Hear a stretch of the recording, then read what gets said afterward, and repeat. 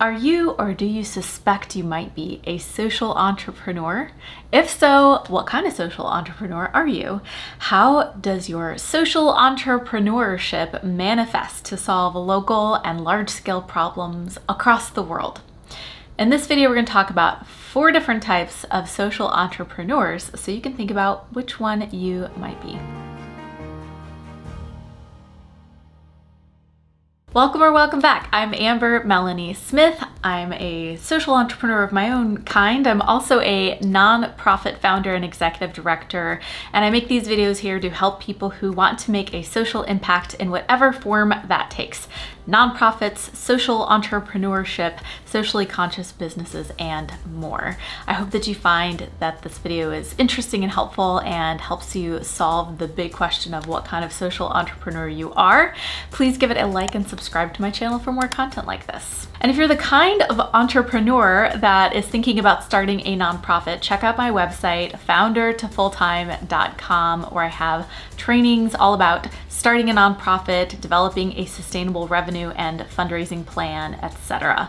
And of course, check out my newsletter for change makers, where I send out tips, strategy, and funding opportunities. You can find that link below this video. All right, let's start with the big question.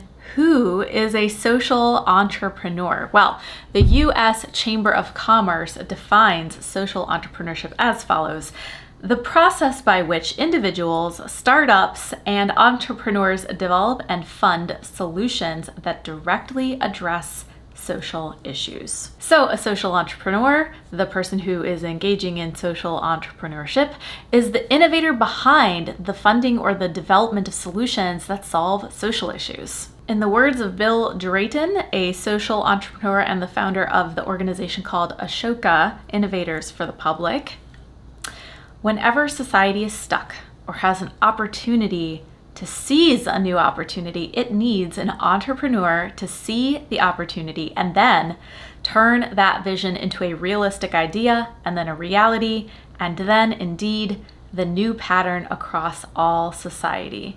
We need such entrepreneurial leadership at least as much in education and human rights as we do in communications and hotels. This is the work of social entrepreneurs. Okay, so you might be wondering, so then is everyone involved in a good cause a social entrepreneur? No. Paul C. Light, the author of The Search for Social Entrepreneurship, argues that there's distinctive skills and talents and abilities and expertise and practices that make social entrepreneurs different from or distinctive from the work of folks in traditional public service. So here's what Mr. Light says about social entrepreneurs. Social entrepreneurs appear to make quite deliberate decisions to solve social problems rather than simply stumbling into their work by accident or circumstance. They're often quite sober about their decision to attack a social problem, and they usually understand the consequences and challenges of challenging the status quo. I also find that social entrepreneurs are driven by a persistent, almost unshakable optimism. They persevere in large part because they truly believe that they will succeed in spite of messages to the contrary. And how is the work of social entrepreneurs different? I turn to Gregory Dees, founder and director of the Center for Social Entrepreneurship over at Duke University. Here's what Gregory says. He says that instead of just trying to alleviate the symptoms of problems, their organizations, the organizations of social entrepreneurs, are trying to solve the underlying problems. So we've talked about this idea of charity versus systemic change in past videos. Charity is helping the day-to-day, the feeding of the person who is hungry. Systemic change is going upstream to figure out why are so many people hungry and stopping the problem at the source. So that's what social entrepreneurs focus on. To create significant and long-lasting changes, Mr. Dees goes on, social entrepreneurs must understand and often alter the social system that creates and sustains the problems in the first place. All right, so now that we have a sort of foundation and recollection of what a social entrepreneur even is and how they operate and how someone who would be called a social entrepreneur might be doing things a little bit differently than you might see in traditional public service or the basic perception of a traditional nonprofit. What are the different types of social entrepreneur, and which one might you be? Let's kind of get into that now. Just like human beings, social entrepreneurs are diverse in scope and background, and there are 4 types that have been defined by a gentleman named Dr. Joe Johnson. He sort of categorizes these as approaches to social entrepreneurship that fit different circumstances or different personalities or work styles of social entrepreneurs. The first one is the community social entrepreneur. This is someone who is specifically focused on the local needs of a specific community within a small defined geographical area, such as a city or a state. Now, in past videos, I've talked about how social entrepreneurs and entrepreneurship and social enterprises, how it's about the model and the approach, less so the legal structure. So keep in mind that you can be a nonprofit organization or a for-profit organization and still be considered a social entrepreneur. It all depends on which legal structure is going to be the best suited to solving the social problem that you aim to solve as a social entrepreneur. So when we're talking about these community social entrepreneurs, these folks who are local and on the ground, you might be thinking of people who have started organizations that do things like creating job opportunities for marginalized members of society, or building community centers that meet a specific need, or even microfinance, which is, if you're unfamiliar, offering loans to people that the banks might typically overlook, perhaps due to their income or status in society. Now, this kind of social entrepreneurship usually starts with the need to meet a very specific unmet need in a local community, and it often involves a lot of engagement and feedback from the very population being served. So in a past video, I talked about the story of Brianna, how she went to spend time and actually stayed on the streets for a month talking to the unhoused population in her city in Florida,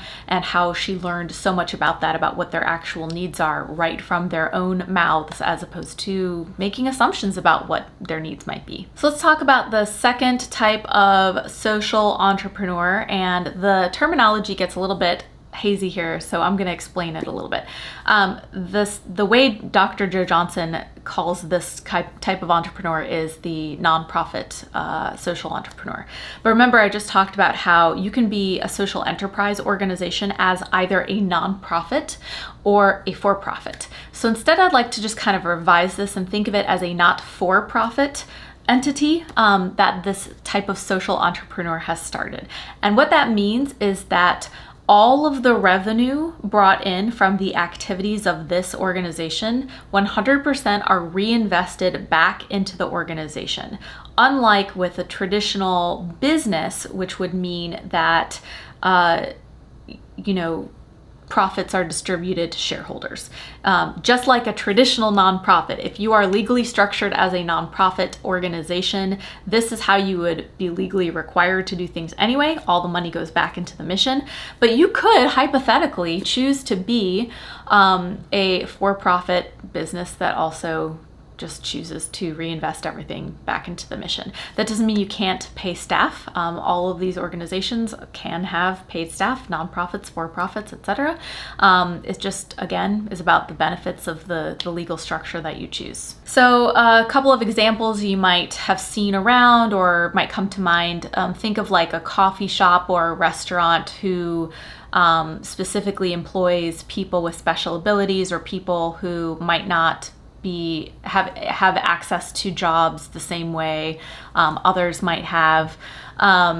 So they're selling goods and services just like a typical business, but the social enterprise, the social problem that they're solving is the lack of access to employment for X type of population. Now, if you are structured as a nonprofit organization, That means you can also accept tax-deductible donations or grants or sponsorships as one of the revenue streams for your organization. The third type of social entrepreneur is the transformational social entrepreneur.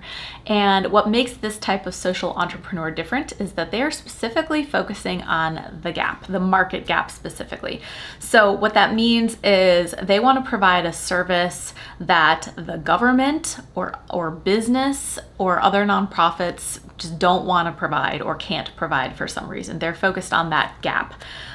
So in doing so, they're going to create this transformational change because the results are usually focused on kind of what we were saying before, changing the systems, changing the ecosystems that the problems exist in. Let's say, for example, that the ecosystem needs more social entrepreneurs. That's the problem that we're trying to solve for is if we had more social entrepreneurs, then we would have a lot more people out there solving these problems, which I tend to believe, by the way.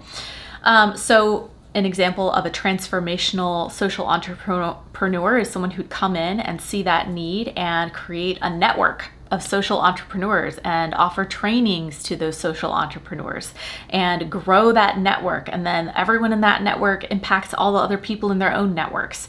So you're kind of changing the system on a broader scale than focusing on just one specific geographical area. Another thing about these transformational social entrepreneurs is they put some emphasis on building infrastructure into the organizations that they start, knowing that their organizations are going to need to be large scale in order to make the type of ecosystem systemic change that they're envisioning. And the fourth type of social entrepreneur is the global social entrepreneur.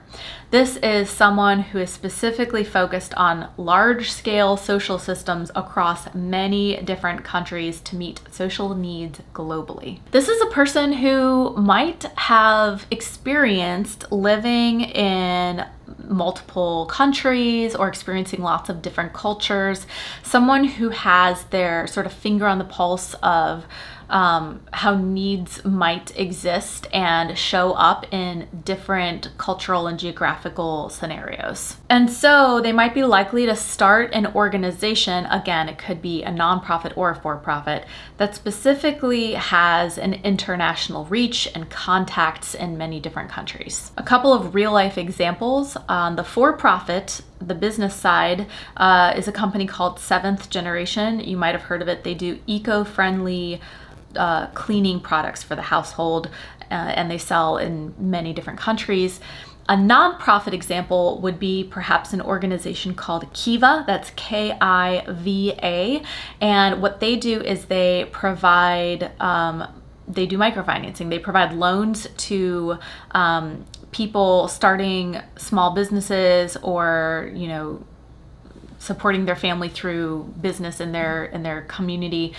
They provide loans to help them expand or grow or start their business so that they can become financially sustainable for themselves. One thing about these types of entrepreneurs is they might start with a focus on a specific social issue, like the examples I mentioned, eco-friendly products or microfinance, but they are also more likely to partner or collaborate with social entrepreneurs in other countries because quite frankly, having something on this large of a scale requires a network of collaborators and people who know what's going on the ground. So I'd love to hear the results if you are thinking of yourself as a social entrepreneur. And I personally believe that everyone has a little bit of social entrepreneur in them.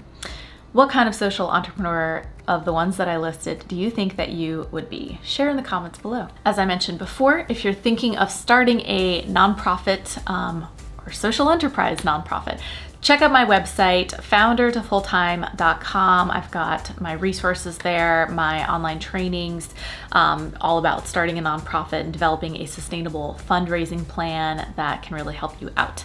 I also have a newsletter for change makers, which of course includes you, where I send out opportunities and tips and strategies and funding information occasionally when I come across that. You can subscribe at the link below this video and opt out anytime you need. I also have a group on Facebook, Change the World or Bust, and I hope you can join us there. We have thousands of people around the world, nonprofit founders, social entrepreneurs, socially conscious business leaders, all sorts of folks. And I hope you can join us and join in the great conversations that we're having there. And I'll see you next time. Bye.